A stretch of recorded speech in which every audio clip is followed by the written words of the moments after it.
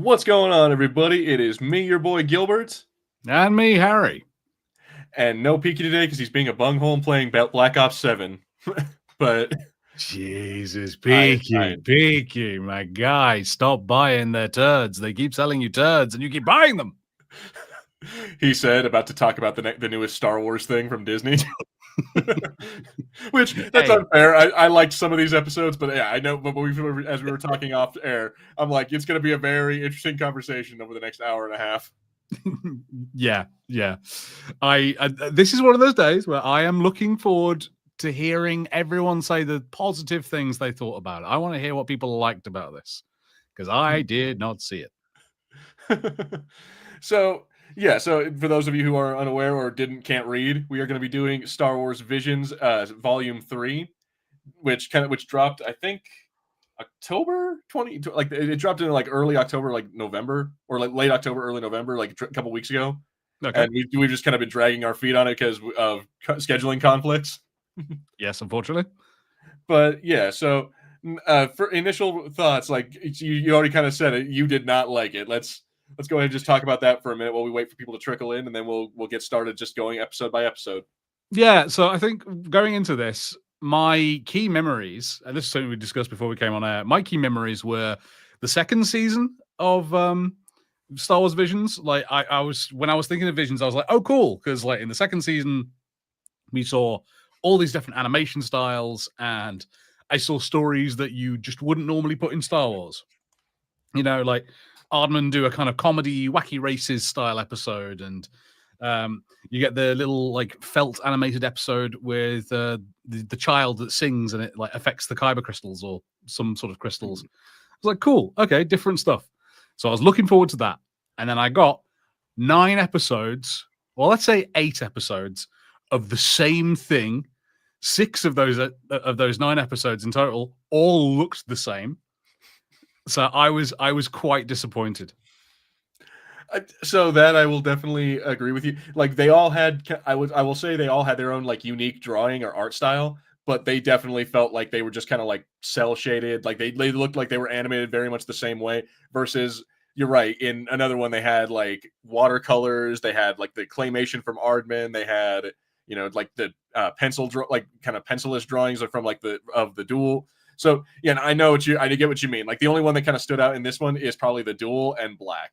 But we'll get to that one. Yeah, but one of them was anime, but CG anime. By God. Oh, you didn't like the visuals of like the acid trip episode, like the blind acid trip. The visuals were kind of okay. I just think overall the episode wasn't that interesting, and it did nothing to add to anything of Star Wars. Did nothing that I haven't seen before. So yeah, I think it's funny when Patrick said, it looks like he agrees with you more or less. He says that some of the episodes were buns, about 2 or 3 of them were fun parties. All right, that's an interesting way. I liked it, if nothing else. I liked the again, I like the animation. Or like I personally didn't mind that they all looked fairly similar. I prefer that more or less animation style. But again, you're right that the other 2 seasons had much more variety. Let's see here. Let's go ahead and get into it. I will bring up the episode, and I'm going to try to make sure we don't play it too much, so we don't get in trouble for it. Yeah. Well, we'll see if that works. Well, I'm trying to figure that out. Here, let me do this. Yeah. I'll say that in my opinion, the season starts out strong. I think starting out with the duel again was a good move. I think it's one of the most visually interesting episodes. And while I wouldn't say the entire story is like, wow, I've never seen this before, I think they do some real cool stuff. And I like seeing the fact that it's not just Star Wars in anime, but it's Star Wars with this entire Akira Kurosawa look to it. I love the sort of feudal Japan vibe, the lone samurai character, the fact that it looks like we're in sort of a classical Japan. I think is quite fantastically blended with the usual sort of visual style of Star Wars. Agreed. It definitely feels like you're like it's the cantina scene, but in feudal Japan. I like how we have like the random mantis man over here. Like we got normal like our normal the 3-eyed dudes whose names escape me. We have some Trandosians in here. We got a Sebulba dude. We got a Doug, and yeah, just there's a Wookiee. We got the Babu Frick guy, and he's even riding around on a little mouse droid. Oh So yeah, he is.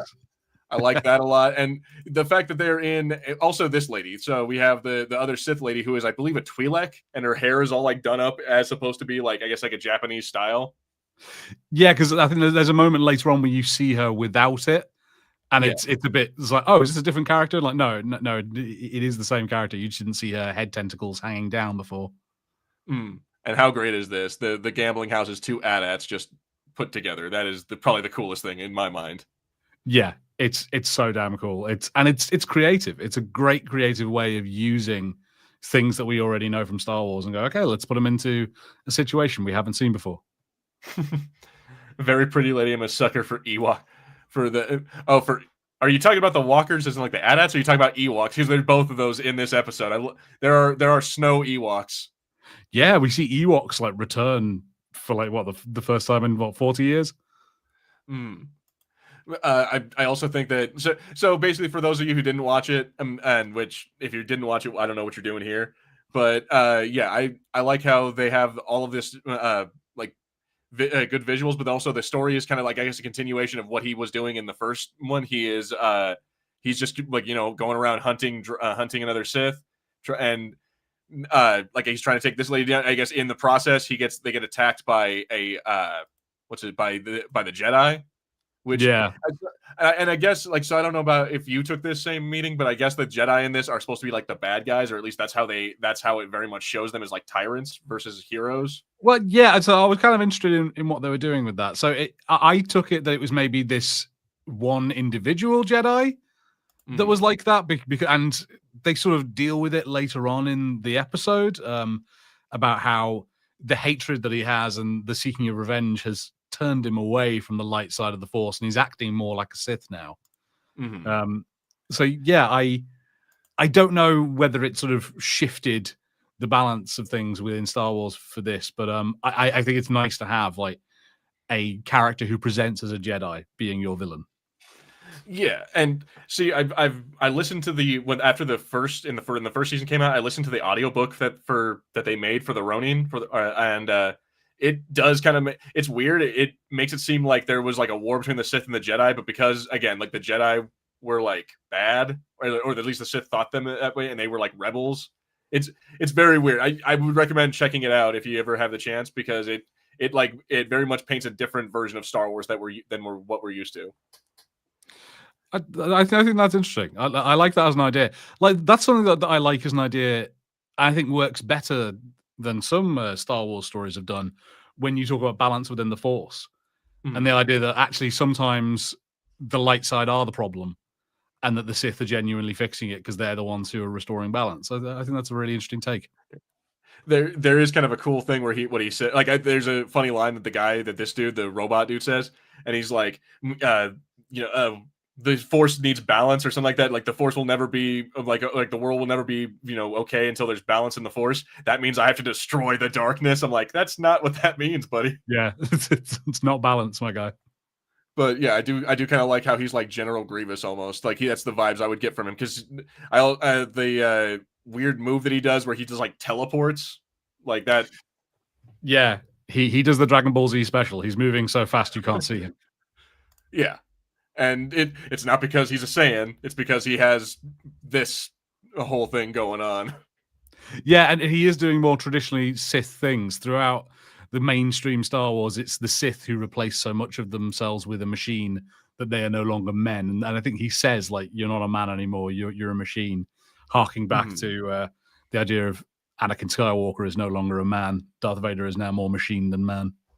Exactly. Same thing for General Grievous. Like he replaced all of his like body except for his internal organs with machine parts. So like I would definitely say this guy is falling more down the line of Sith. And again, I like that dichotomy of making the Jedi and like the people following like the Republic or whatever is the Republic in this universe. I like it being, that flip of them being kind of like the evil ones. Mm. Also, And that's pretty cool. The use of I forget what these are, but the use of the Clone Wars. like the Republic gunships or something like that. Yeah. Yeah, public gunships. That's the one. We got Dead Guy in here. What's going on, DG? I don't know if you watched Yeah. Star Wars or Star Wars Visions. I hope you did, because otherwise we're going to spoil the hell out of it for you.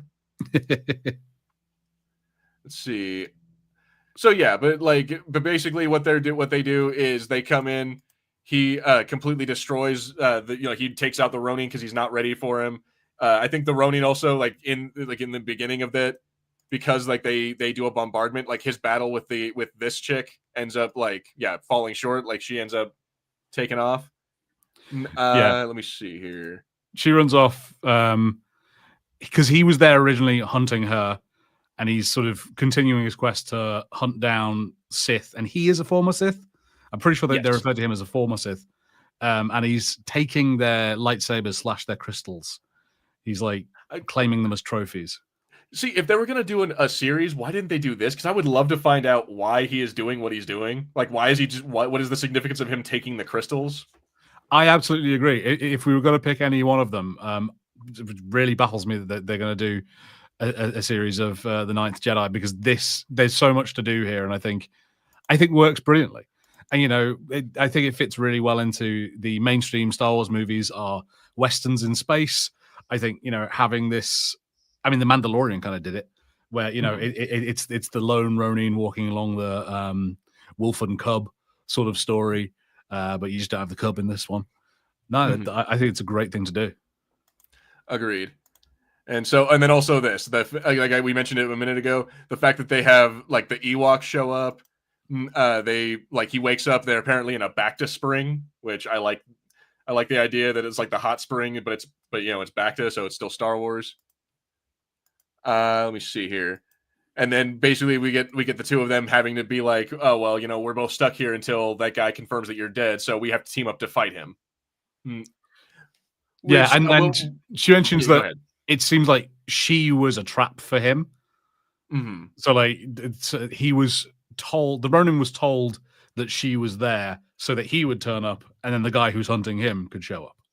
Yeah, and I believe that they actually do show that the reason that the Empire or whatever the Jedi shows up is because another bounty hunter was like, hey, check it out, he's here, the guy you're hunting for. And that guy shows up later. He's a Rodian, I believe. Oh yeah. But yeah, so the two of them, they end up teaming up. They have a truce. They get the Ewoks and the guy who owned the gambling parlor together, and they're basically they all just kind of are like. I like how the little dude, the Babu Frick guy, is like, you owe me now. You destroyed my place. Now you're all gonna fucking work for me until that guy's gone. Yeah, and he steals his astromech droid. Yeah, I mean, he's really worried because he thinks it's broken. And then they go, oh no, he's repairing it, but he hasn't repaired it. He's built it into the systems of his entire place. It's like, yeah, no, this is just this is my motherboard now. This is my central processing unit. Which, yeah, I like how he doesn't get angry about that. He's not pissed off. He's just like, oh, okay, whatever. He's alive. Let's see. Yeah, the first bounty hunter, he tattletales. All right, so, but yeah, he does that.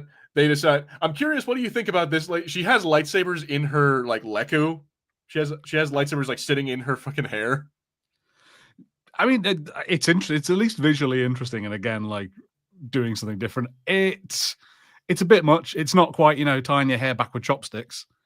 I mean, I feel like if ever she walks through a low door, she just starts cutting through foundations. Yeah, see, that's if she ever bumps her head, something's gonna end up getting cut in two. And then also, while we're at it, I'm curious. We're just going to mention it real quick. We can talk about what happens during the battle, but I want to talk about her lightsaber, because we have a point where he fights her. What do you think about the new weird arm lightsaber that has a million little arms on it? Yeah, so I haven't gone back and watched the first season, because the guy in the first duel, he had a weird umbrella lightsaber, didn't he? That he spun around. Yes. But what it was is that they had their lightsaber and they would put it into the bottom of that thing, and it would create like 8 different blades that would be the umbrella, Right. which that's kind of cool to me. This is just, it seems like it's a bunch of different crystals built into the person's arm or built into her arm. Yeah, because she starts to lose them throughout this fight, doesn't she? That slowly like reduces the number of lightsabers she has on her. Yeah, he starts like cutting them, and he's like, God damn it, that's like 3 of those infernal saber, and like he starts getting pissed off that he has to keep on destroying them. But I don't know. I thought it was interesting, but also like a little goofy. Like I liked the one in the original or in the first episode, the first two. But yeah, this one seemed like a little bit like, okay, that's some cartoonish BS. It looks very difficult to use. Like it looks like pretty unwieldy and unpredictable. Exactly, and also just a waste of kyber crystals. Like if True. she keeps on losing, and I'm like, that's just like you're not going to get that back. That's a fortune worth of crystals there, my guy. Seriously, you know how many people he had to kill to get those crystals? But yeah, so it's kind of cool. I like what happens during the battle where we have like all of his guys show up and they get taken down by Ewoks again. They're always bet on Ewoks. You can't like feel safe around Ewoks.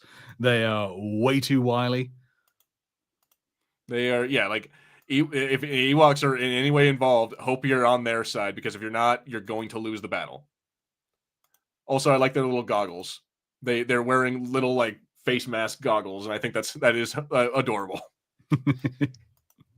Like, you know what? The Ewoks have always been supposed to be cute, and goddamn it, they are. They are. Yep, you can't get away from that. Jesus Christ. I don't know what they're talking about in the comments, but yeah, there's things that should not be said on YouTube. That's beautiful. I love that thing of like they trip them with a rope, and then they just start stabbing them through the fucking boards. Like, but yeah, so fun times. We have like the Ewoks. Basically, a Return of the Jedi happen where the Ewoks win for no reason, and then we have like again the lightsaber battle between the 3 of them with the cartoonishly ridiculous like robot arm.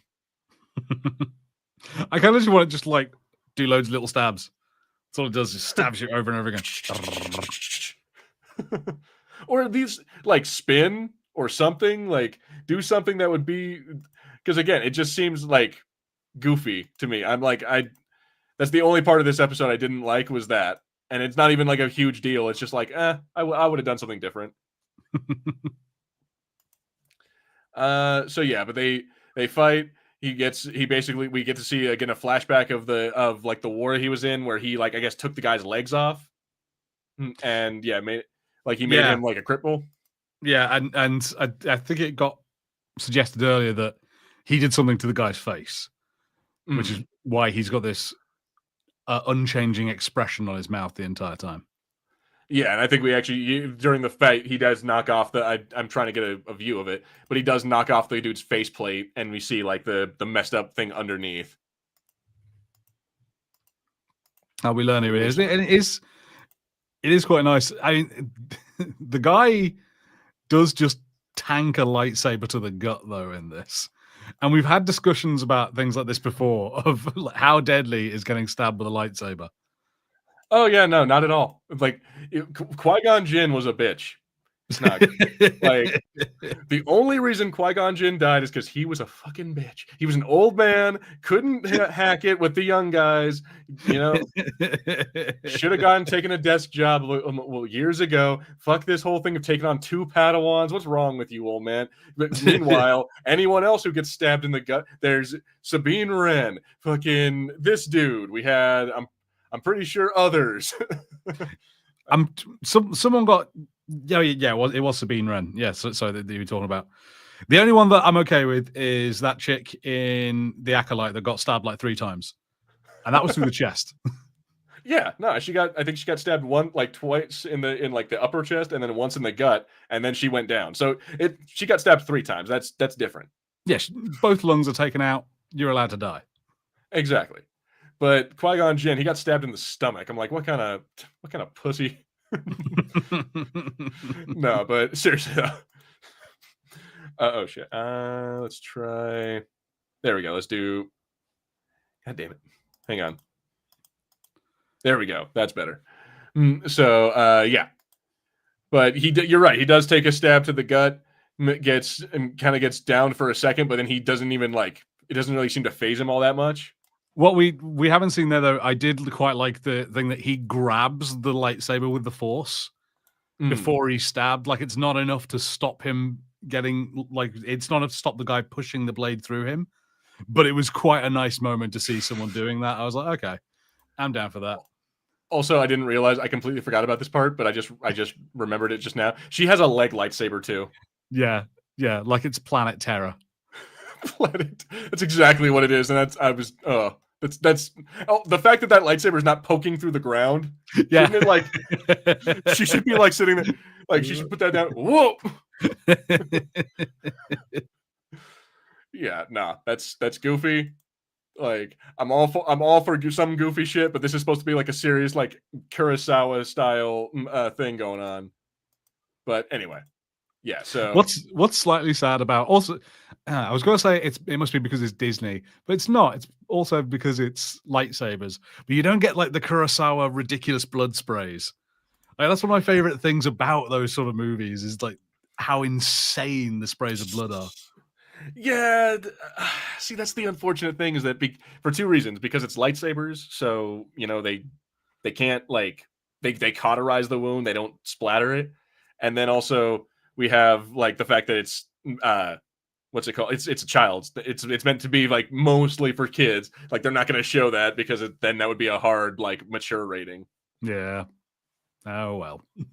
But anyway, yeah, they beat the dude. He's down. And then we get to have again the Return of the Jedi scene where they're playing the helmets, everyone's dancing with the Ewoks, and I think they even do some of the same music, like the celebration music from Return of the Jedi. Yup. Yeah. Let me see here. And so let me ask you before we move on to the next episode. This kind of bugs me, and I don't know if it did for you that we have this like Rocky style, like they're good. Are they still gonna fight? Oh well, we're gonna leave it up to your imagination. Who won? Did he kill her? Did they not? Are they friends now? And it just kind of bugs me to have that open ended one.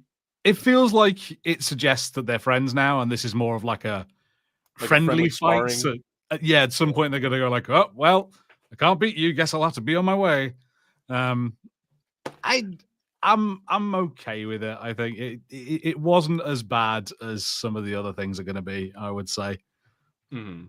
No, I think you have a point there. I'm just like again, it's one of those things of like, and really, this is the one you decided not to continue as a show. Like you're leaving it open ended for that. It's like you're trying to set something up, but you're not quite sure yet.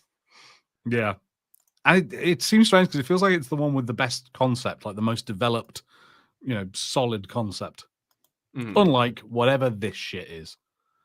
Oh, Harrison did not like. Here, let me try to get it going, but without getting in trouble. Yeah, so Harrison did not like this. So tell me, all right. So basically, we have redheaded Princess Leia, and like talking to Admiral Akbar with a scarf on, and yeah, and they basically all it is that she's trying to like she's like on a Hoth planet scouting out for the Empire to see if there's anyone around or if they're looking for her base. Like it's basically Empire Strikes Back, but with again a kind of Princess Leia and an R2D2 that only plays like 8 tracks. Yeah, has like they're like the cassettes that used to put in old dictaphones. No, it's just that this is, I think, really uninspired. This episode starts a trend in this season for the whole episode is like anime girl meets a cute person or cute creature or cute droid, is chased by the Empire, isn't killed by the Empire, episode ends. Yeah, basically. Like she finds a 4-winged origami crane and the weird like little Karibo that made it. And I don't know if you got that reference. It's a No. Yu-Gi-Oh. Wait. From Yu-Gi-Oh. Yeah, that's Oh, what this thing instantly reminded me of. Is it looked like Karibo. sorry. I had to reach real far back into my brain. I was like, sorry. That was 20 plus years of dust was covering up Karibos, and I was like, oh yeah, and he did that thing to defeat Pegasus with it, which you could never do with the cards. Yeah, no, that's a whole other thing. We should talk about Yu-Gi-Oh at some point. Dust off some old nostalgia memories about that. But yeah, but basically while scouting, she finds in this like old Japanese village, she finds a Karibo creature, and I think I forget what his name is, like Walu or Wallop or something like that. I don't know exactly what his name is, Yeah, I but don't know. Like, there's a Woopus. yeah, which I'm like, how do you know that's his fucking name? Yeah, like, what if he's like a Pokemon? That's all he can say is Woopus. Well, he says or he makes other noises at least. Like, any of them could have been this. He could have been telling you anything. He could have been saying like, I'm a trap. Like, they've left me here as bait. Like, they're about to kill you. And she's like, they're about to kill you? That's your name? Oh wow. Mm-hmm. It's like exactly that could be he could be just like speaking his native language. You don't know, but yeah, she takes him and like yeah, they get attacked by snow troopers. He's also like I think the whole point of this is just to be like, oh look how cute he is. Like they're trying to make another baby Yoda. Yeah, it is that. It's just like, right, let's make another thing that's small and has massive eyes. So it's like he's a white porg. Like, we don't need this. I don't know why he's got a balaclava on, other than it's cold, I guess. It's like because if they didn't put something on him to like also give him a little bit more distinguishing feature, it wouldn't be enough. Like you have to make something that makes him a little more like anthropomorphized. Yeah, I can see that. Yeah, you're right. Also using the sling, I like how he's just yeah. I kind of like how they show the snow troopers in like this weird like again like the Japanese village. Like that's kind of cool. Like I think that animation is pretty cool, but I could definitely see why you'd not be about it because everything else about it is just kind of like this dude gets tired. I just feel so generic. Like it's a hard line to walk, and I understand it's hard to do something that you wouldn't normally see in Star Wars. That's like something that you can only do in a short anthology episode like this. Just have an original idea and bring it out, whilst it's still feeling like Star Wars. That is difficult to do. All of these feel like they're not like it is literally just a Star Wars skin on a random episode of an anime. I will give you this. I thought that was the weirdest thing that they could do is her having her like speeder turn. Like she had an anime girl transformation. Oh, yeah, she did. She full on like she went full Sailor Moon, and like her speeder turns into like a battle armor with an X-wing look on it. And I was like, what the that was again. I liked the episode. I liked some of the animation, and I was okay with like the little dude until I got to this part. I'm like, what the fuck? Yeah. And at this point, even like this moment where she's like, my cannons aren't working, I was like, you're wasting my time, show. Just get on with it. Like, you're wasting the time in order to be like, oh yeah, by the way, he's force sensitive. It's just like, guys, you are not going to do anything by this point that surprises me. There's not going to be anything in this episode that isn't just they get away and they're fine. Like, I know. Shut up. like don't do this. Maybe if the little guy had like, I don't know, sacrificed himself, maybe. But even then, they do it in another episode, and I wasn't impressed then. Like, just like, there's nothing happening here. Like, see, nah. if the little guy had turned out to be evil, I would be down for it. Yeah, like if she got him back on the ship and Admiral Akbar was like, that creature that you have saved, that creature is the worst spice seller in the entire galaxy. That creature there had children as slaves. He's not a little boy. He's a 45-year-old man in his species. He was on the Space Epstein list. Like, maybe I'd be interested. The Space Epstein. Yep, no. I love that, but I would love the idea is if it turned out he was actually like evil, or he was the bad guy instead of the Empire, or like. But it turns out the Empire was there. They were mining coaxium, and he happened to be left behind because reasons. Yeah, there's some sort of idea that they've like slaughtered the rest of his people, and yeah, that would have been interesting because like presumably the Empire do other things that isn't just isn't purely like evil.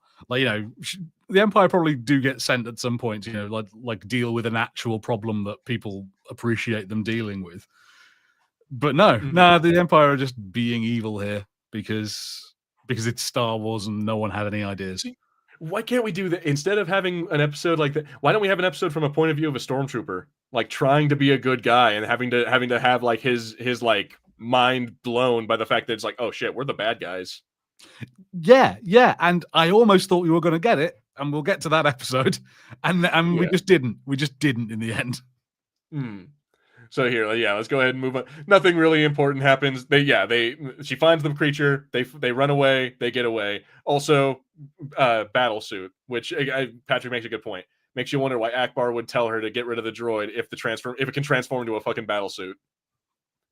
But anyway, moving on. So we got third episode, which is the second sequel we have, which is the Ninth Jedi, Child of Hope.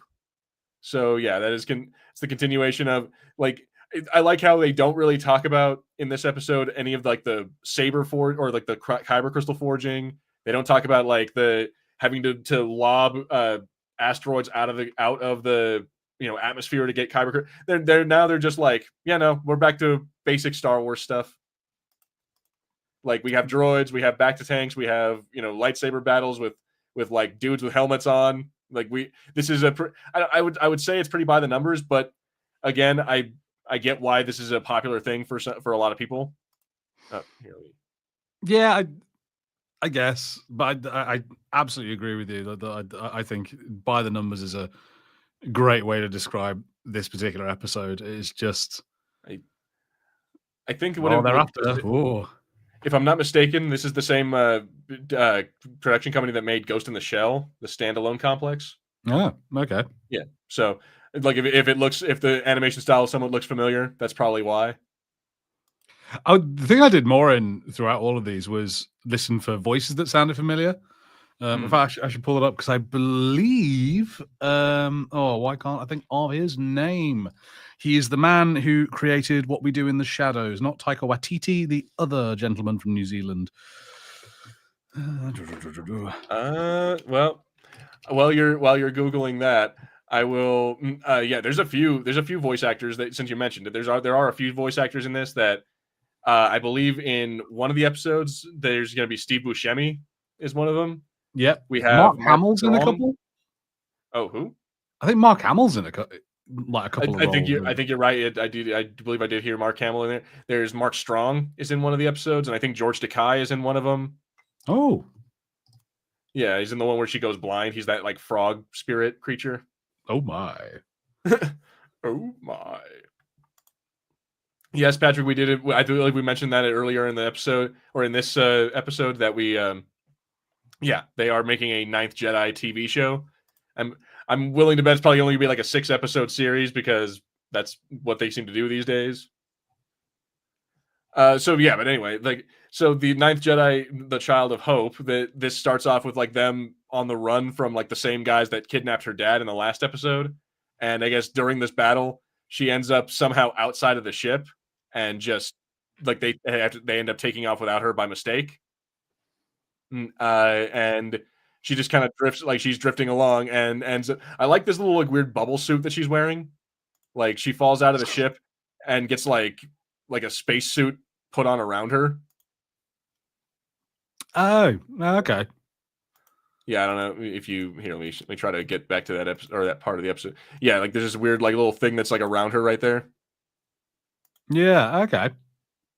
And then so she gets picked up by this guy, the little droid dude, and put onto his ship, and he's just like, hey, so I'm from this like ancient civilization from thousands of years ago, and my master is waiting in hypersleep, or like he's waiting in a back to tank for like a Jedi. So could you help him? And that kind of becomes the episode, is we get to see her walk around this giant crazy ship, yeah, like she tries to open up this door only to find out that the master is actually dead.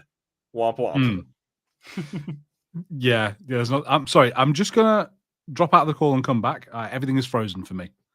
Oh shit. Okay. And so yeah, well, yeah. So let me see here. Oh no, I'm all by myself. I fucking hate doing this. But yeah, so like I said, it's pretty by the numbers. She goes in. Turns out that the master of this droid is dead, and it kind of feels like it's all for nothing, at least as far as I'm concerned. Again, I like the animation style, but that's more or less it, because the story is kind of just meh. God damn it, Harrison. I'm Vamp. So about that Star Wars, how fucking crazy is that, right? Like lightsabers, how do they work? Nah, here he is. Sorry about that. No, you're good. Yeah, no, it turns out I'm bad at vamping. But yeah, so anyway, tell me what were your thoughts on this? Because I'm like, again, besides the animation style, besides like the funny little droid that we get, there's not really a whole lot to this episode, and I just cannot for the life of me figure out why they're doing a series for this. No, me neither. This was when I was starting to get really disappointed. I don't care about that little droid. That little droid didn't manage to win me over. The fact that his master was dead, I feel like you can see it coming a mile away. This also looks like a character from Dragon Ball Z, by the way. Oh yeah, that does. Yeah, not even like a good one. He's like one of Cell's buddies. Is the dead master a nice fella or secretly evil? We don't know. That's the thing, is we have no idea who this dude is, because she gets back there and he's just dead. Like, it's like, oh, well, turns out he waited too long and he's just gone. Yeah, which seems stupid. So like there are various things that I think are dumb about that. One of them being the idea that he didn't notice, I think is dumb. Like, I don't understand why a droid can't tell that like the life support's off and that he's just dead. Also, like when she said, "Oh, the life support's ended," and I was like, but life support sort of implies that that's all the systems that allow people to live on board, which means that you should not be able to breathe. But maybe that's too many of the science fiction shows making me think that. That's a good point, though. If life support is not working, I'm like, unless there's a different thing of like, life support for the bacta tanks versus life support for the shit. I'm like, but you're right though. If life support isn't working, they shouldn't be. Yeah. I did think it was kind of interesting and dark, the idea that at some point he just drowned in that tank / suffocated. Yeah, I'm like, exactly. See, I don't know. Did he just suffocate, or because it's bacta, right? So I'm like, in theory, that should be keeping him alive. But I'm like, how does that? I don't know. How does that work? How does it work to do that? Yeah, well, presumably you can't breathe in bacta because they always have to have a breathing mask on. So I guess. Oh, so maybe the oxygen just didn't. Okay, no, that makes sense. That also begs the question: does bacta just keep you young forever? Like, if you just hang out in a bacta tank, can you just stay alive forever? Yeah, I don't know. Maybe. I'm trying to think back to the Book of Boba Fett, because like he spends a lot of time in that bacta tank, but doesn't he keep a lot of the scars? So like, I think he does. Yeah, it doesn't cure. It doesn't fix everything. Mm-hmm. And like, obviously, Mark Hamill's like Luke gets all scarred and fucked up after the Wampa, and he's in a bacta tank for a while. Yeah, I mean, Darth Vader spends most of his time in a bacta tank, and he still looks all fucked up. Yeah, he's still just a piece of jerky under all that armor. Old ass R2 had rockets. Why can't this newer one fly? Dumb problems created by the prequels. I mean, that is a good question, because this is supposed to be like thousands of years after the fall of the Jedi and all. This is supposed to be like 3,000-4,000 years later, and or something like that. So the fact that this guy has no rockets or nothing like that, the fact that he has no, like, his sensors couldn't tell that his master was dead. I'm like, there's a lot that is just like questionable there. But yeah, think of it being thousands of years later as well. It makes me kind of sad that it's such a nothing story. Because like if you do that, then there's loads of interesting things you could do. Like I'd be really interested about what's something that could happen in terms of legends. Do they have legends of Luke and Han and Leia and those people, and kind of how do the characters that we know appear to people thousands of years in the future? Oh god, that's also worrying though, because like our entire religion's based off of like Luke Skywalker now. Skywalkerism. The church of the first national church of Solo. May one day we all be blasting womprats in our speeders on Tatooine. May the force be with you, and also with you. He has gone to join Yoda in the great swamp in the sky, the swamp in the hereafter. I mean, basically, yeah. Because like, would that, like, think about it. Like, would Anakin Skywalker be Jesus, and then like Luke Skywalker be Moses or whatever? Like, would these be the stories of their Bible? Would like the Star Wars saga would end up being their like full on their Bible?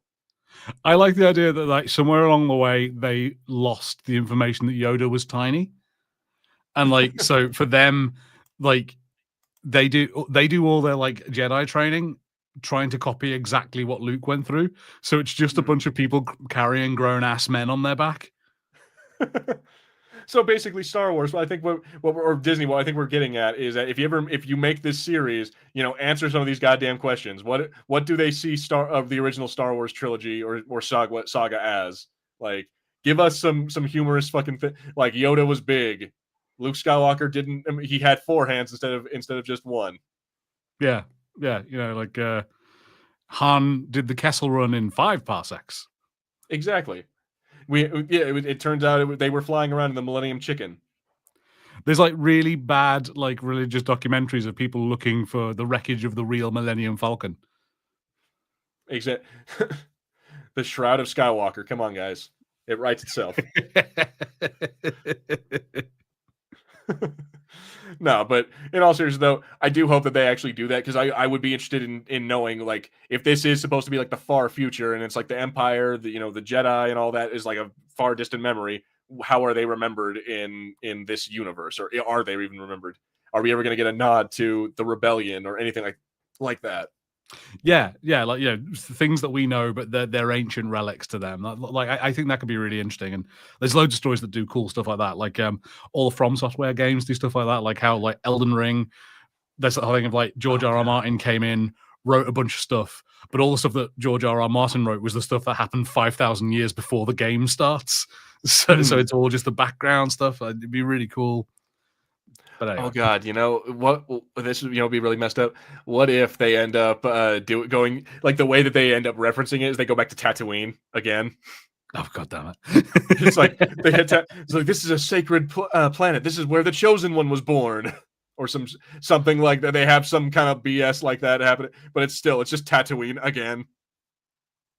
Sure, it makes it sort of an interesting thought that maybe Sarlaccs are like really good for like Star Wars archaeologists. They just like go and they kill a Sarlacc and they go into its like guts and find all the things it's been digesting for 1,000 years. And it's like how like Earth archaeologists love when they find like ancient trash dumps because it's just full of stuff. Or I guess like maybe the refuse piles of a Sarlacc. You could probably find a bunch of crazy stuff from like Old Republic era. Yeah, like things it couldn't digest. Yeah. Okay, I'm down for that. Again, guys, come on, show us that they're turning Tatooine into an archaeological site. Come on, guys. Yeah, do something like something cool.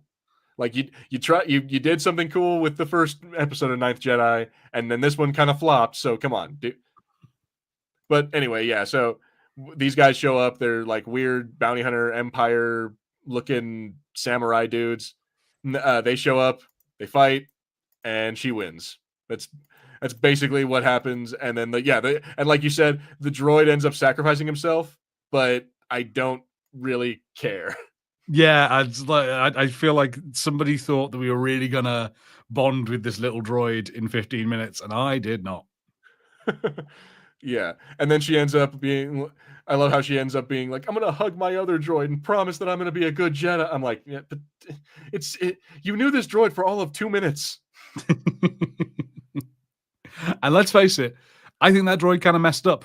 You were on that ship for like 5 minutes and figured out a way to get out of there and get help from somebody. He was there for 1,000 years, didn't do shit. Yeah, I'm like, he must not have been that intelligent of a droid. So, but anyway, let me see here. Okay, so we have episode 4, which was Bounty Hunters. This one I kind of liked a little more, if nothing else. For again, I like how, if nothing else you can say about these episodes, they had some interesting concepts for droids, like like this droid that is like both a medical droid, and then it turns its face around and it becomes like an assassin droid. Yeah, I don't know. This might be a deep cut. It reminded me too much of Medabots, and I lost all respect for it. Damn, dude, that is a deep cut as well. Yeah, we're bringing out all the 2000s cartoons. Hell yeah. Fucking Metabee. Yeah, what was the whole thing? Was like he was supposed to have the medal of like a insect, but he had a monkey medal in him, so he was rubbish. Mm-hmm. Yeah, something. Yeah, no, and it was like, yeah, based on whatever chip you put in them is like what made their powers work and whatever. I know exactly what you're talking about. But I don't know. I kind of enjoyed it. I thought it was kind of interesting. And then this character, like again, another one that I would have been like, I would have been much more interested in having this character be, the adventures of whatever. I forget what this chick's name is, but I would have been much more interested in her doing something than the Ninth Jedi, because again, that felt like just a one-off for me. Yeah, it feels like there's more to this story that isn't just the same stuff. Hmm.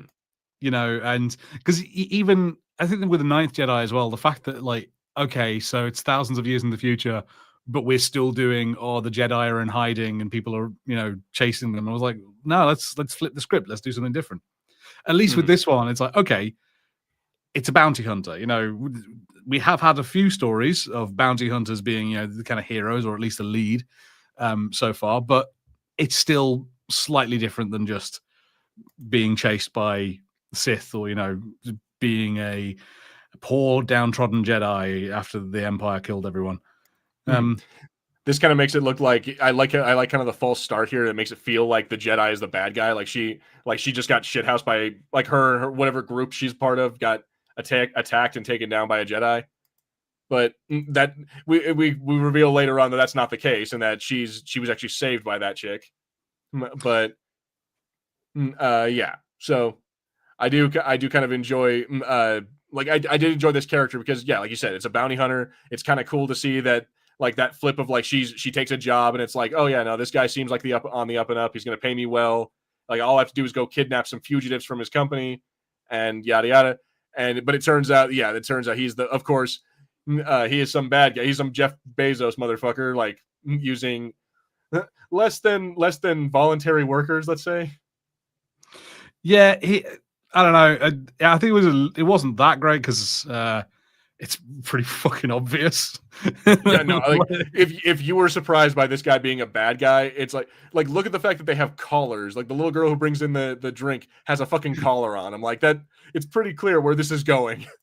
Yeah, collars only mean safety. That's exactly what we deeply respect humans that we make wear things that dogs wear. That's exactly what it is. Exactly. Also, and they're bringing out a new Running Man movie, so all that like exploding collars are in my brain right now. That's a good point. Is that, like, I feel like if you were surprised by any of this, by the fact that the fugitives turn out to be good guys and they were actually like people who were slaves but ran away, I'm like, well, welcome to your very first Star Wars story. I don't know why you started on episode 4 of this thing. Let's see. Patrick says, why does the girl hate the Jedi for saving her life? I don't think she hates it because it reveals at the end that, like, the Jedi told her to do the right thing. It's like, use your freedom now, like, just do the right thing, and like be a good person, basically. And so, yeah, that's why she says, like, God damn it, like, that's why I'm doing this, is because of you freaking Jedi. Yeah. Sorry, I was enjoying what has been said in the chat. TMNT, too many nerf herding Twi'leks. I like that. Hey, that is our word. You can't say that. What do you mean, your word? That is our word. The scruffy looking nerf herders. You can't say that word. Oh, Only my nerf herders can say it. No, I'm kidding. I thought it was more about the Twi'lek thing. No, I don't give a shit about the Twilight thing. Yeah, but you can't say nerf herder. That is our. No, but seriously though, if you want to, I might accept nerf herda.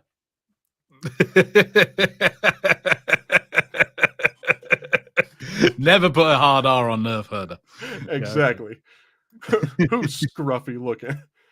Yeah. So, but yeah, like they talk to this group. They find out that they are fugitives, and I like how the droid just gets so pissed off that he's like, "Fuck this, I'm out of here." Like you're gonna let them go, and he gets angry and kind of just abandons her for a good for the half of the episode. What was it, Patrick? Didn't you say something about the droid being like an asshole in this whole thing?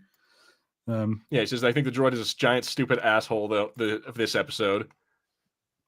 Yeah, I like the actor Ronnie Chiang who voices him. I like that guy. He's quite funny. He's been in a few things. He's really funny in Megan. But it didn't save the episode for me because again, I'm just like, oh, I feel like I've seen all of this. It feels like it's so obvious. I would agree, yeah. And then the fact that we get to this point where he when he steals the ship, he looks at the logs and it's like, "Hey, so I saw you wanted to put all your money into fixing the droid. I don't know why. He's a piece of crap." And so he feels all bad about it. You're right. It's pretty predictable. Also, I think that's the point where we have Mark Hamill is the Trandoshan. Yes, I believe. I find it just strange that we do things like how.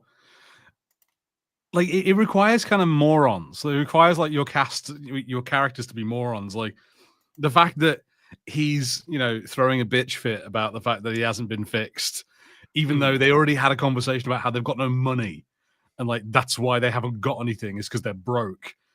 And but then so she's already ordered the repairs from someone, but hasn't told him. His birthday's coming up, and she wants it to be a surprise.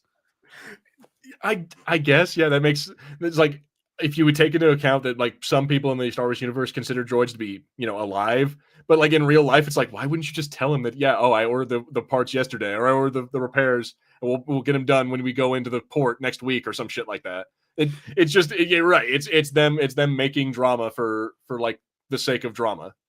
If it was a person, if it was someone in your family who needed a surgery or just some sort of medical treatment. You wouldn't get to hang on to it and be like, "Oh, he's going to be so excited when he finds out that I'm finally fixing that broken leg of his." Yeah, right. So, okay, real quick, I want to talk about this. Patrick says that Twi'leks are the most overrepresented. It says Twi'leks are overrepresented species all over Star Wars mediums. Spread the love around. It's because they're the most easily recognizable. Of all the things in Star Wars, they are probably them and Yoda are the two most easily recognizable aliens from the Star Wars universe. I'm there is absolutely a reason. Also, it's because we're trying to appeal to fanboys, right? And I'm Twi'leks are they're like the Asari. I guess there's also the thing of they're easy to animate because they just have regular humanoid bodies. It's not a Jug or something else where it's a whole different character model. And maybe this isn't quite correct, but so many of the other species are almost always shown to not speak basic. Rhodians. I think Rhodians are quite cool, and I think we should do more with Rhodians. But Rhodians are almost always speaking Huttese in everything we see. And to be fair, there are some things in Star Wars that I like. I like the idea of maybe that Rhodians physically can't speak basic. Oh, they can, and I will give you an example of when they did, or when one did. Yeah. You'll remember Hype Phazon from. I do remember. Resistance. Poor old Donald Faison got his dreams granted by being allowed to be in Star Wars, and that it was in the most hated Star Wars show there's ever been. Yeah, and then if you'll notice that he's never been back to Star Wars since. I It's mean, been like 6 years. he's not in the show anymore. Although his friend did get to be in the show, but then his friend was in Obi-Wan, also one of the more hated Not Star one, Wars yeah, shows. not a very well loved fit. I'm like, yeah, no, if you had to be in one, that's not the ideal. But the man clearly still loves Star Wars. I follow him on Instagram, and every now and then he makes little stop motion animations of like little Star Wars things. It's fun. Twi'leks wear underwears on their head. Not all of them. Not all of them. Bib Fortuna has his shit just flapping like out in the wind for everyone to see. Yeah, Bib Fortuna doesn't believe in head underwear. Exactly. He thinks it lowers his sperm count. But yeah, so like I think it's just an easy, like you said, it's an easy way to get a humanoid character, but also still have like that alien like Star Wars feel to it. Hmm. And then again, like it's like at this point, Twi'leks are just kind of, the like again, like a staple of Star Wars. Kind of like droidicas, which I do kind of like this part where the crazy that's a nice frame.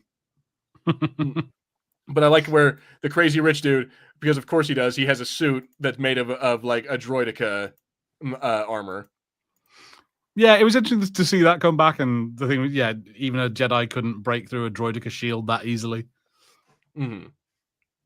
Yeah, and I mean, I enjoy that because it is kind of a cool with all the episodes they have cool callbacks to other movies or other like the AT-AT that was a gambling parlor. We had the use of like the use of that of the droidica. We had let me see, I think in a future episode in the episode that's either after this or the one like next is they have like a Back to the Future reference. Oh, I'll show you. Yeah, you look confused. I will show you. But yeah, these little things like that, I kind of enjoy, like seeing little bits from other parts of Star Wars. It's kind of cool. But yeah, so the droid comes back, saves the day. Like they take out the billionaire guy, and then like they free all the slaves. Like that's basically the end of that. And I don't know, it was fine. It was cool. Yeah, I thought the like twist of like, oh, he's only one version of himself shut himself down. I'm like, nah, that doesn't make much sense to me. Yeah, he got shot in the head, and yeah, it killed one of his personalities. Well, yeah, did it? Yeah, that doesn't make any sense. It's like, well, they share hardware. Like, if he's broken, he's still broken. Yeah, I don't know. I guess that would imply that each half of his head has a different. Is that Boy Cavalier? That's funny. That's an Alien Earth reference. And yes, it very well maybe it's Boy Cavalier grown up.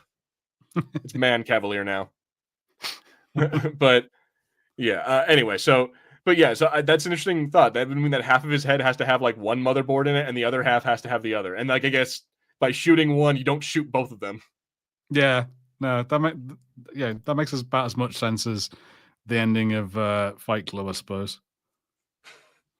Spoilers for Fight Club. That movie's a fucking masterpiece. How dare you? How dare you, sir? It's great, but explain that ending to me. Yeah, he shoots himself in the cheek, and Tyler Durden dies, and then the entire world just kind of goes fucked because they blow up the credit card, like, or the banking. I forget exactly what their plan was. They blow up something financial. Yeah, because if you blow up the buildings in one city, it destroys. Yeah, whatever. Anyway, yeah, you crash the entire economy somehow. It's a great movie. It doesn't make much sense, but it's a great movie. Yeah, it's a very good movie. Anyway, so yeah, that's the end of that. They they free the slaves. They get out of there. They decide to go do their thing and be heroes now. And then we move on to the next episode, which is, in my opinion, is probably the worst episode because it's a little bit goofy. Yeah. This is the Big Hero 6 episode where we have the giant teddy bear. Yeah, for no good reason. It's a bear. Yeah, it's a bear robot. It's a bear droid. Let's be honest. Let's be clear. It's a droid, but it looks like a giant teddy bear. And I think I guess it was made for the daughter by her parents. Sure, whatever. Turns out they were smugglers. And I guess I don't know. Again, it's very unclear what they were smuggling or what they were doing.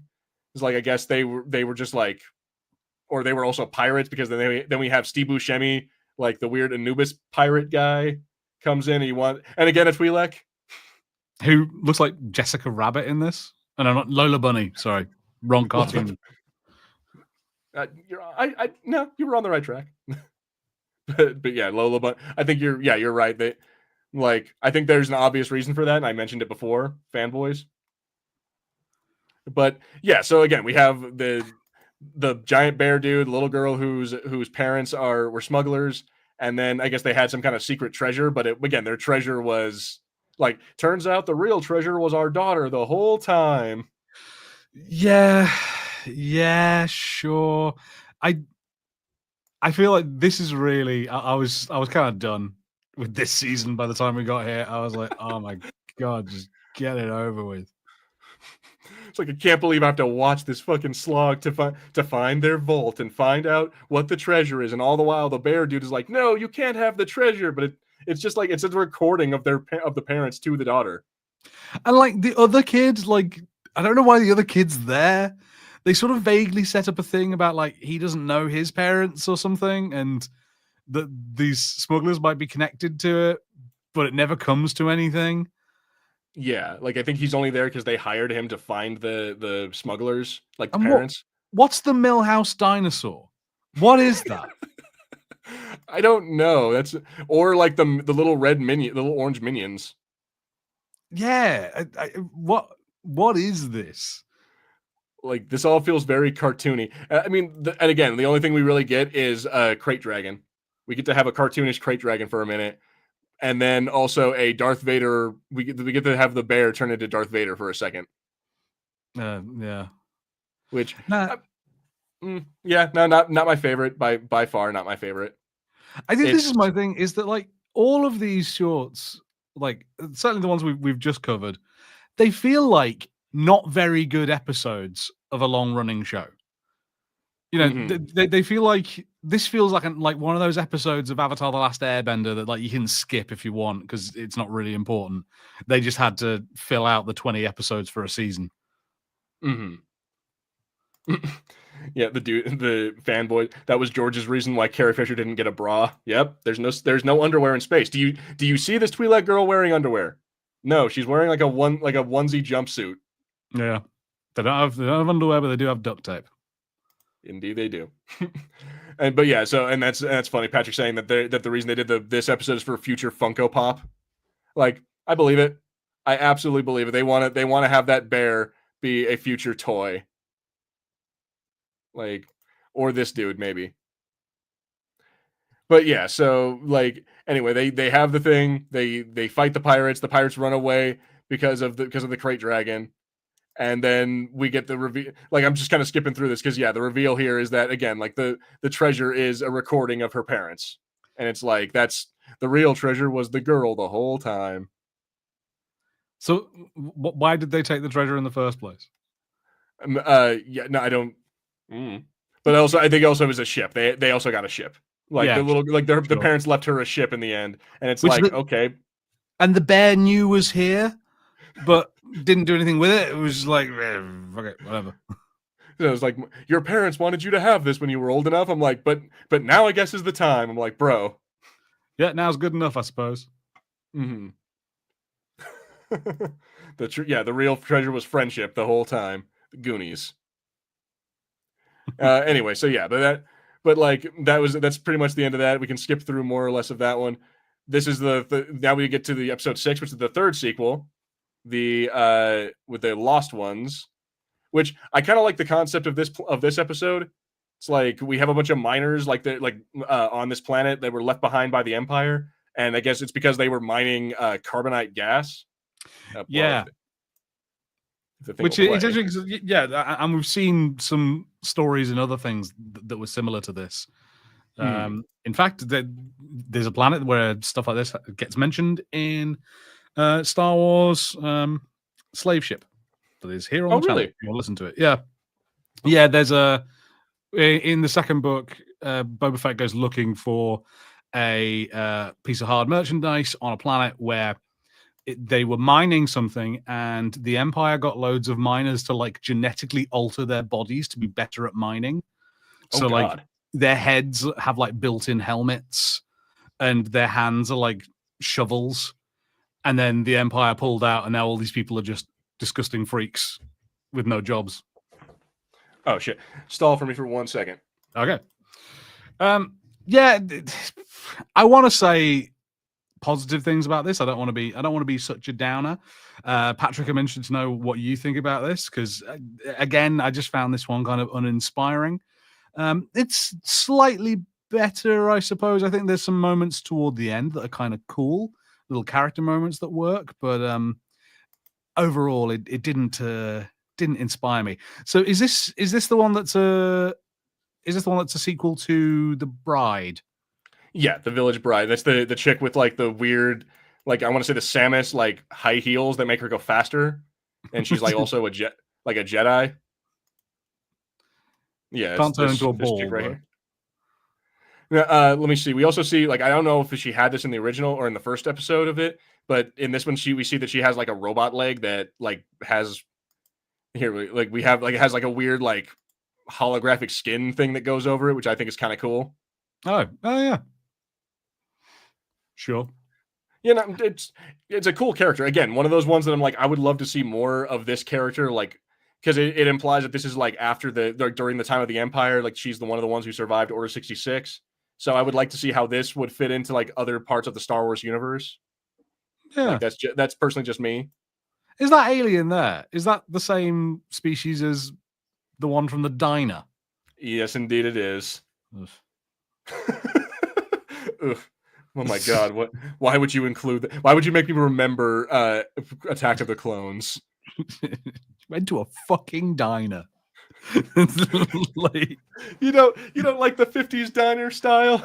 No, I do Can not. I get you some Jawa juice, honey? the like 50s maid droid. It's like, God fucking damn it. It's Also, like, what is Jawa juice? While we're at it, what is Jawa juice? Oh, I saw a thing about this. It's supposed to be made from fermented bantha hide. What the fuck? Yeah. It's like bantha kombucha. Like, I don't know. Who turned her in the little kid into or who turned her in the little kid or the teenager? What? What Who are you asking, Patrick? So like, who sold her out? Oh, that's right. Yeah, it's because the Empire shows up. Yeah, that's right. We do have a thing. I don't know. I'm assuming one of the people. Also, this is what I was talking about with the Back to the Future reference. Yeah, of course. Yeah. Silence, Earthling. My name is Darth Vader. Marty McFly. Like I had to have Patrick point that out to me. I didn't realize that until he showed. He's like, "Oh yeah, no, this is the one," and I'm like, "Oh crap." I think this is a sign of how like clocked out I was by the time this came out.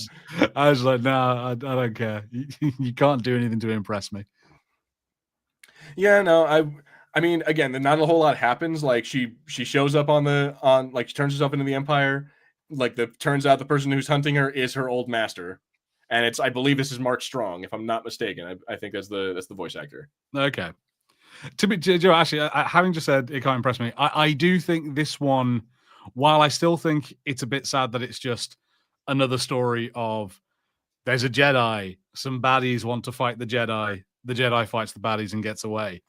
I do think this little storyline with her old master is much better done than the others. And like, even though I don't see this master very much, I think that they put some actual emotional weight on it, which I think is quite cool.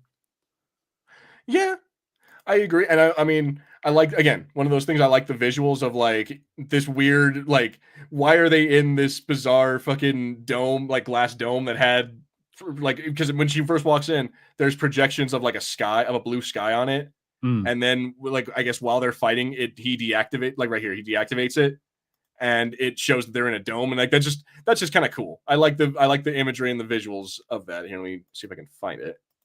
There we go. Here in a second, I guess not. We're gonna get copyrighted for this. I'm gonna get in trouble for trying to show visuals that I thought were cool, but no, whatever. Just trying to advertise your shit, Star Wars.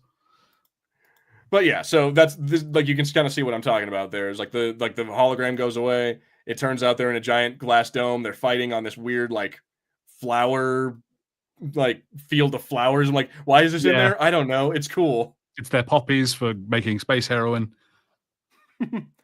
Yeah, exactly. And it so this may be about it kind of gives me that like the vibes of what's it, Last Jedi, when they have that fight between with Kylo Ren and the Praetorians and Rey, Yes. which Yeah, which all the was kind of a red. cool like visual scene.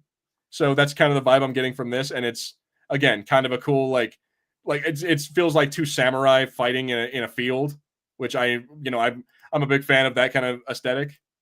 Yeah, no, I have to say this moment I think works really well. This whole part, I really like the way that she fixes this issue. And the kind of the thing of like, I'm not a good enough duelist to defeat you, but it doesn't mean I can't stop you. Mhm.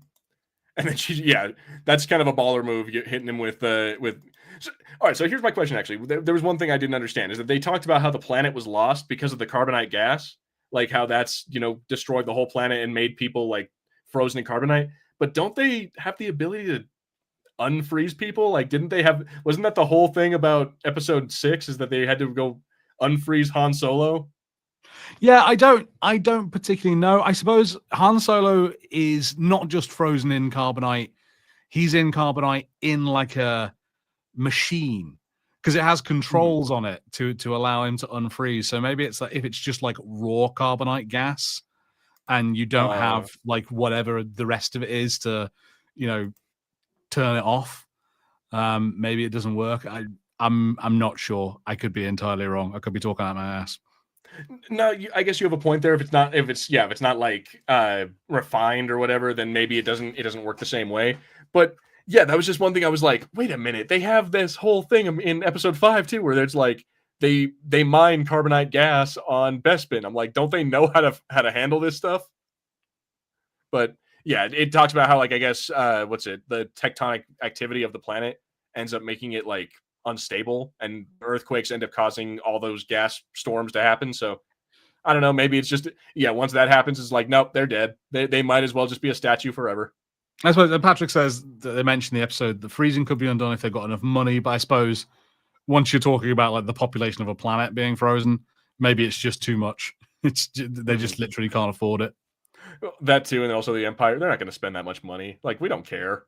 It's like Yeah, the Empire got what they wanted and they're gone. exactly. So they could heal that guy's family in theory. Yeah, they could. Like that dude who was just chilling out looking at his like wife and daughter. Like at the very Oh yeah, beginning, there's a dude hanging out here and he's just staring at the statue of his wife and daughter, and it's like, bro, like yeah, it's rough. yeah, nah. But at any rate, yeah, she fights, she wins, survives. Blonde dude ends up saving her and getting her off the ship, and yeah, that's Yeah, pretty much the end of that. I like when the former master says something like "You've grown so much" or something like that. It was a nice moment to have this little like flash of like he remembers her and he's not just a complete evil bastard. Mm. So yeah, we're gonna try to do a lightning round because we only got another like 20 or so minutes of this. So we're gonna get through the smuggler pretty quickly, which yeah, this one again, kind of by the numbers. We have a Han Solo character who, like, we have a girl Han Solo character gets contracted by an old woman saying, "Hey, basically again, it's episode 4." She says like, I have two people. I'll give you 10,000 credits now, and then 10,000 when we're done. And it turns out that like it's the royal prince of this planet that's been like taken over by the Empire. Yeah, in such a interesting, Patrick. Like you like this episode? I don't know this one. So I took a break in watching them. I watched like the first 6 all in one go. Next day, came back, finished off these 3, and I was just kind of sad that it was just another anime girl is chased by bad guys, gets away from bad guys. Episode ends. Um, But it, Harrison, this anime girl has pink hair, so you gotta like her. by God, wow! I wasn't aware that such artistry was possible. No, And look at yeah, that. She has pink on pink. She has pink highlights in her pink hair. and it just does so many things. Like, especially like for a short, like I feel like they just waste time with shit that I'm like, look, like they give me a little intro of like, this planet is ruled by its royal family, but then the Empire were a bunch of dicks, and now the royal family are gone, except for the prince, and he's in hiding. And like, you didn't need to tell me that for a start. Like, she walks past that wanted poster for the prince, and that's literally enough information for the entire episode. And That is of true. Like, course, yeah, go ahead. like it's so painfully obvious that the guy is the prince. This dude from the moment that the Jedi lady says, like, if you could transport some cargo, and I'm like, oh, you mean like a prince? Is a prince cargo? Is that what we're doing? Oh, it's exactly what we're doing. It's just like, this is such a waste of my time. Yeah, I'm like, again, if you were surprised by this at all, that he's the prince, then welcome to your first Star Wars thing. Yeah, let me put it that way. There we go. So yeah, if you were, or also if you were surprised at all that this lady's a Jedi, because that's another thing, is that like we have kind of like a Clone Wars, Star Wars Rebels kind of style like chase scene. You know, they help out some civilians. It turns like she finds out you're the prince. I had no idea. I never would have pegged that. And like, yeah, again, they get chased. They have a walker following them. Like, I don't know. Like, again, the animation style is not bad. I'm totally down for a Star Wars story that would be animated like this. But again, like the story itself is kind of just like, it's okay. And then again, we get to the point where we have a bounty hunter show up, like trying to take the prince, and then we have this lady reveal that she is in fact a Jedi with, again, a robotic arm. I love how that's become just like the thing here, is like people with like robot parts. Yeah, it's kind of sad. Like, I don't know whether people, when they're making these, feel that you have to include these things for anything to be a Star Wars story. So someone has to have a robot hand because so many different people have robot hands already in Star Wars. It's just it's just boring.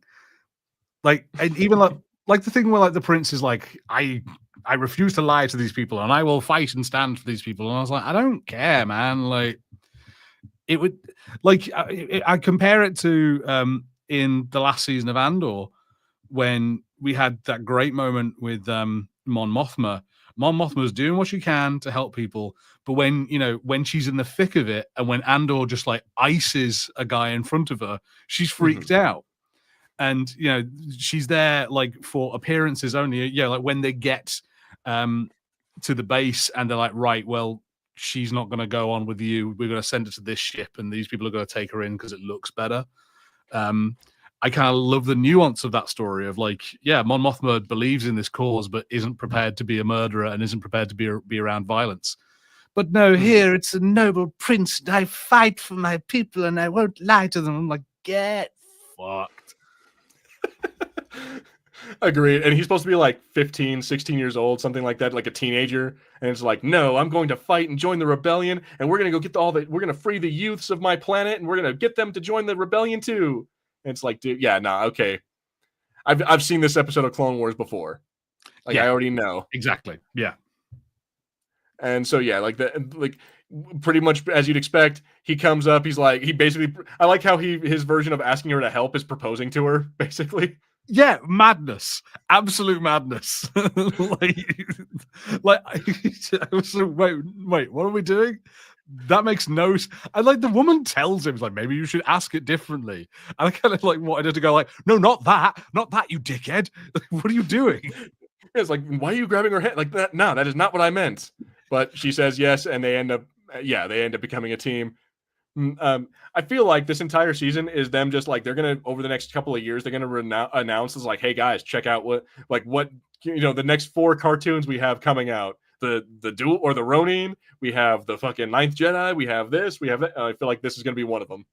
Give me more claymation wacky races. That's what I want.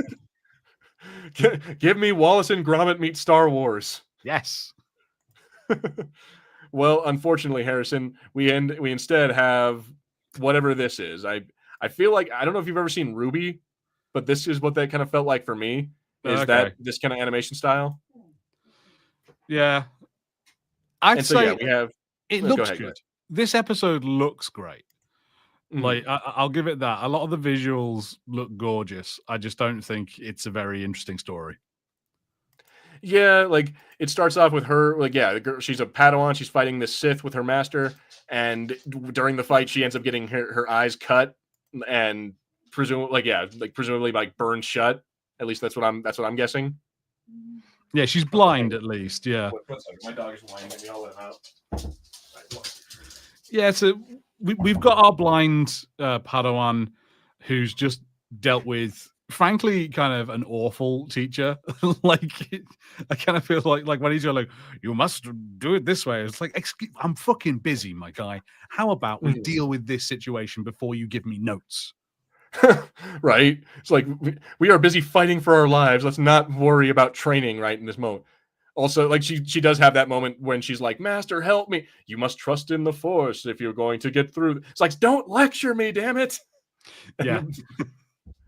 But this is it is kind of a cool like concept of her, like that's how you see through the Force when you're blind.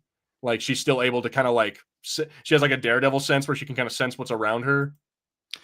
Which I'm down for. I quite like when Star Wars does things like that. There's an entire alien race in Star Wars. It's one of the lesser known ones that don't have eyes, but they're all Force sensitive, so that's how they see, and I think that's kind of cool. Agreed. I do want to point out at one point she drinks this nasty water, which like I'm like the fact that it's stagnant and not moving. I'm like, you shouldn't drink that. Like I know you're blind, but still, like don't do that. If it's You can warm and smell not that. moving, yeah, don't drink that. And then and immediately she drinks the water and it turns into like an LSD trip. Yeah, that tells her the most obvious shit in the world. That I've had 9 movies telling me about balancing the Force and about how you have to trust the Force. I get it, guys. Also, the idea of like, I need to stop being immature. I need to be humble. I need to be, not arrogant and not fear death. And I'm like, dude, you're right. We have 9 movies and endless other things that teach us this exact lesson, guys. Like, I get that this is this company's version of it, or this like production company's version of it. But guys, you're preaching to the choir at this point. Oh, and like it annoys me that these stories, like their answer of like like don't be ruled by fear, is just like, well, stop being afraid, you chicken. It's like, yeah, someone's come at you with a lightsaber, just let him stab you. You'll be fine. Yeah, like there's never anything like constructive. It's just like, well, just don't be afraid. Yeah, that's basically what it comes down to is just like don't be immature, don't be afraid, like be okay with, like being uncertain or some shit like that. Like it's and then meanwhile we also have like a George Takei show up as a frog. Because of course we do. It's like, don't blame your eyes. You're the stupid one for not seeing. It's like, okay, thanks. Patrick has said in the chat about the Blind Jedi episode doesn't travel well outside of Japan. We don't know the history of all the references, which now you've said it makes a lot of sense. It's a bit like if you ever watch Pompoko, the Ghibli movie, there's like huge sections of it that if you just don't know what the reference is, you don't know the Japanese folklore, you're not going to get. So yeah, I'm sure that there's a lot of like cultural significance to like this, to the frog dude, to all of the different like things that she sees, and we just are just completely, or even like the character design itself. I'm sure that there's a lot of like cultural significance to her, but we're just completely oblivious to it because, like you said, we don't live in Japan. But yeah, that's it. I'm like, it's one of those things. I'm like, again, maybe if you take it through that lens, that it's meant for an audience that's not American and maybe hasn't seen Star Wars or hasn't seen the original movies, then okay, fine. This is a good introduction for it. Yeah, or just that thing of like, hey, here's this very famous property, but let's do it through a lens of our culture, and you can enjoy, a vibe of that. I don't know. Yeah. Oh, what? The boss The witch boss from witch from the Acolyte was the was the computer villain villain in Tron Tron 3. Ah. Did you Okay. see Tron 3, Patrick? I thought no one saw that. I didn't. I'm gonna be honest. I didn't. I barely saw Tron 2, and that was when I was in high school. I never saw Tron 1. So there's that. I've tried to Anyway. watch Tron, and it is difficult. Yeah, no, I've heard it. I've heard that the animation has not dated or has not aged well. Yeah, huge amount of work, revolutionary for its time, boring. Mm. Can we also talk about the fact that this episode, before we move on to the final one, this episode does not end on any kind of like definitive note. Like she accepts her and trusts in the Force and whatever. Which also I want to point out that losing her eyes is an extreme way to teach that lesson. But yeah, so she just accepts that she's going blind, or that she's gone blind and can still feel through the Force and whatever. But then she never finds her master. We don't know if he's still alive or if he beat the Sith or where any of that. She lost her lightsaber during this whole thing, and her kyber crystal is gone. I'm like, there's so much that is just like, okay, well, now what? I can kind of appreciate that is sort of thematic with the episode of, like she accepts that she doesn't know what's happening. So, it's kind of like us accepting it as well. I can get that. But yeah, I think my biggest thing was I just don't need to see yet another Jedi go, oh, if I'm afraid, that's the dark side of the Force. Wow. Fear leads to anger. Anger leads to hate. And hate leads to more movies. Nah. All right. So, final episode. This one should be very easy to talk about because it is the one that has absolutely no story whatsoever, or at least it's minimal story. It's a lot of like putting together clues, like context clues, and then like listening to just music. It's like I feel like it's interpretive dance of Star Wars animation. Yeah, I wanted to like this and I didn't, I'm afraid. Like mostly because I feel like I never came out with something I could follow. I'm not saying, like, oh, it's too, it should be simpler or whatever. But I just feel like I like, more experimentally told stories. I like the idea, but when I was watching this, I was sort of like, okay, I can see some things. Like there seems to be this duality of the lead character. It begins with him fighting himself with a red version and a green version of himself. But I don't. That doesn't feel like it comes to a conclusion as the story goes on. Other than they seem to embrace each other at the very end. But I'm like, but why was this stormtrooper fighting with another version of himself? And it's using red and green, sort of real big dichotomy colors used throughout Star Wars, the red lightsaber and the green lightsaber. But he's a stormtrooper. Like, is he having a dark side and a light side fight within himself? Because like it's kind of late for that, my guy. You're a stormtrooper.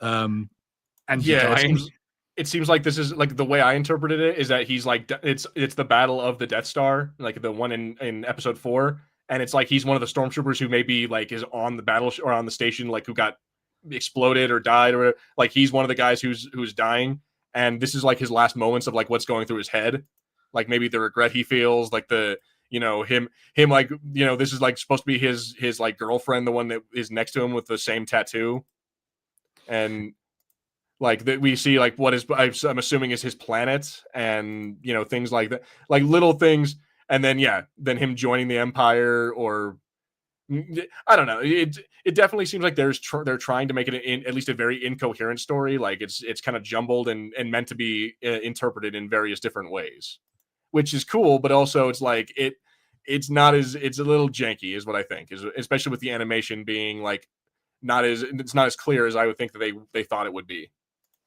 Yeah, and I don't know, there were things that I was getting a bit confused by, because obviously, the Death Star is in this a lot, but we see all these stormtroopers like on the ground fighting, and I was like, but that didn't really happen when they destroyed the Death Star.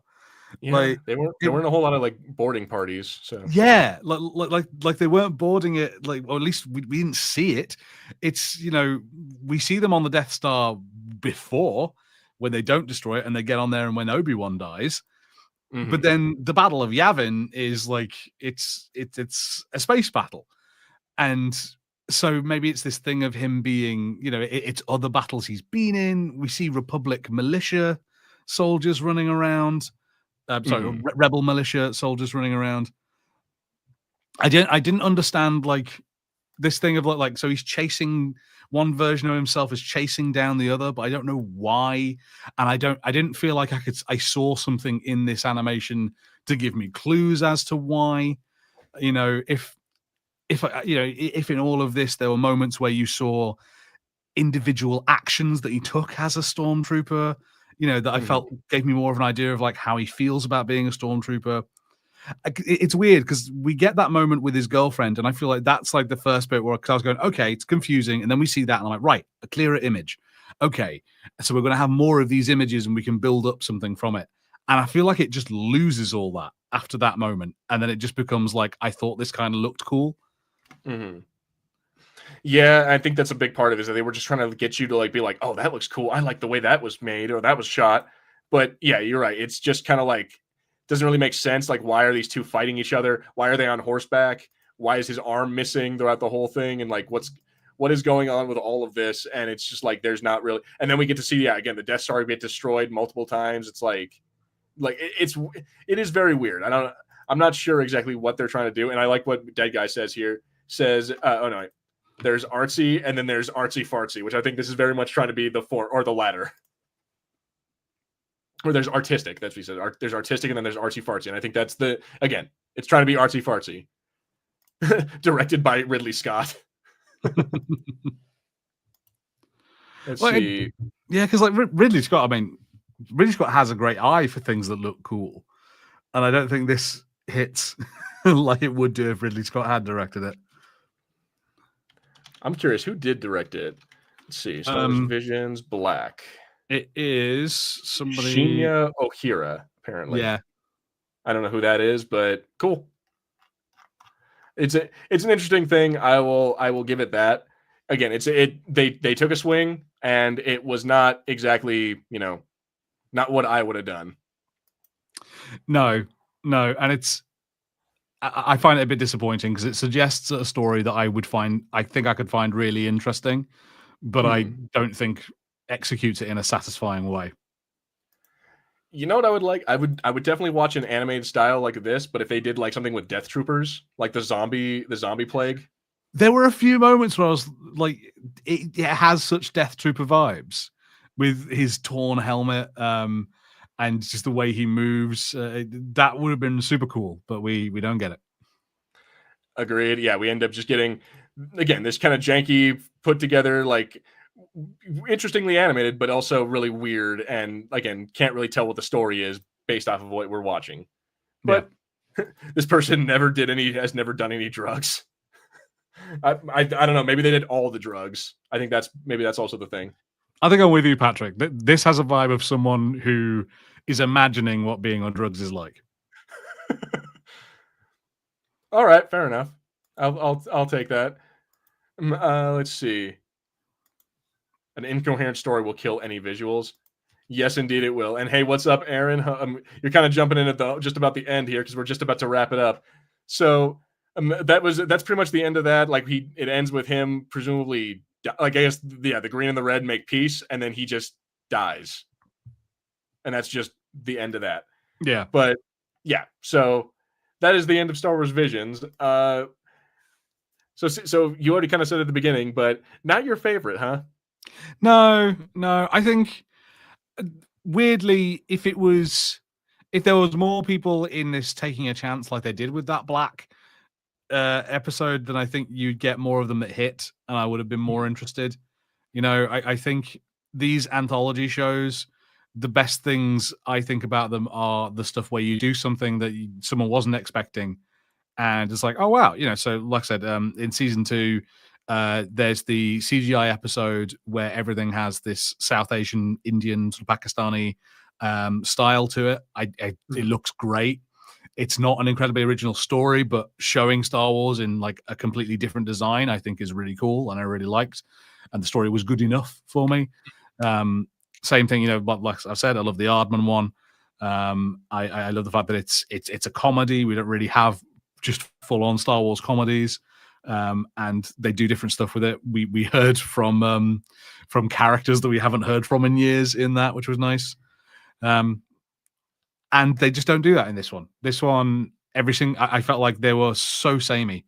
You know, the fact that it was like it got bookended by like a visually interesting episode, then one visually interesting episode, and then the rest was just they all look the same. They're all the same story.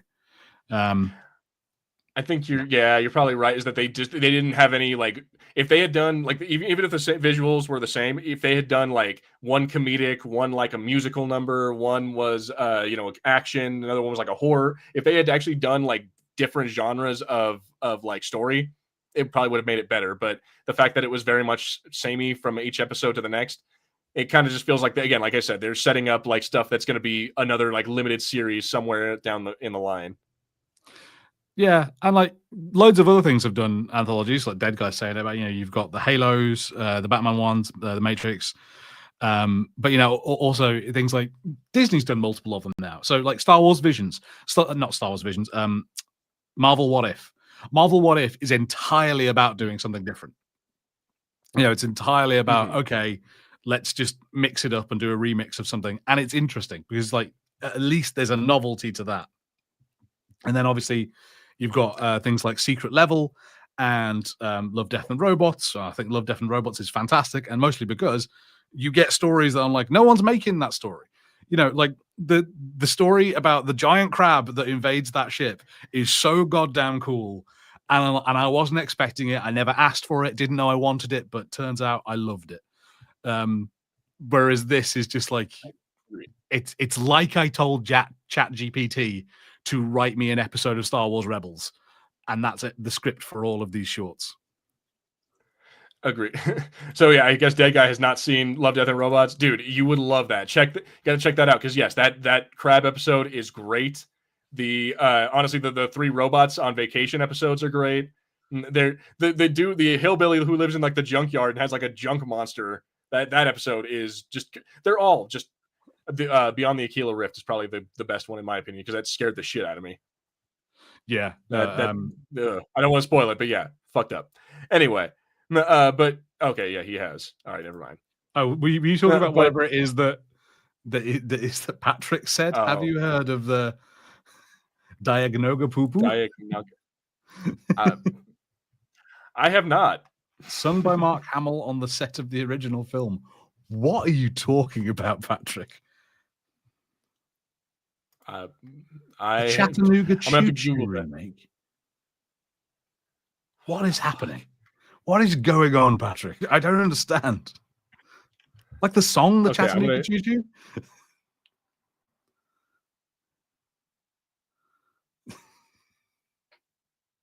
This is you can't introduce shit like this late in the game, Patrick.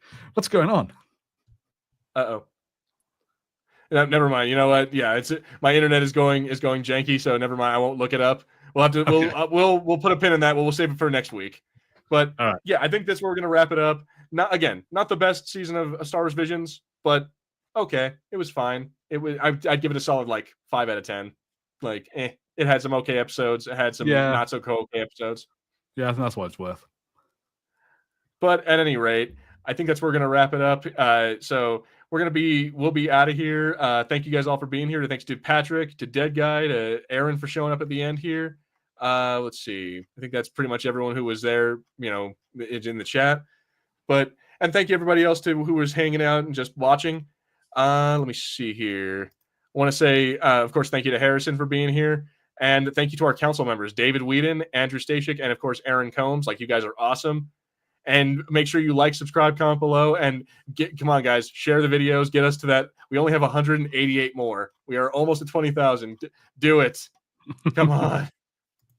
And I think that's pretty much it. Oh, also check us out next week. We're going to be doing Starship Troopers. We're going to be doing a watch of Starship Troopers. Yes. Do you want to know more? Tune in next week. Would you like to know more? All net, all channels. Anyway, so yeah, we'll be doing that. Harrison, anything you want to talk about before we head out of here? So I am working on the next part of Hard Merchandise.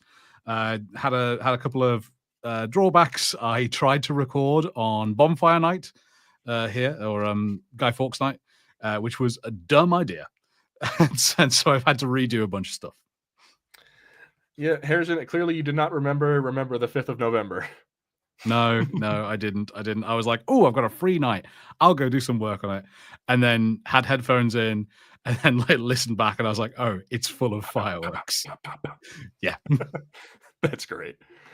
I'm doing my part. I'm doing my part. I'm doing my part. Oh, also, while we're at it, go check out Alien versus Marvel on our buddies on Dead Guy's channel because he just came out with that. That's a great series. But at any rate, yeah, this has been the Fulcrum Entertainment Podcast. I have been Gilbert. Up in Harry.